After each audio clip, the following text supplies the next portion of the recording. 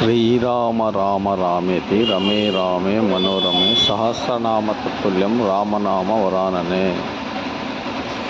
శ్రీ సీతారాముల వారి కళ్యాణము కల్పనా సెంటర్ పూర్వపేట రామాలయం నందు నిర్వహించడం జరిగింది. కళ్యాణ అనంతరము ప్రసాద వితరణ కూడా చేయడం జరిగింది. సుమారుగా వచ్చిన భక్తులకు ప్రసాద వితరణ చేశారు.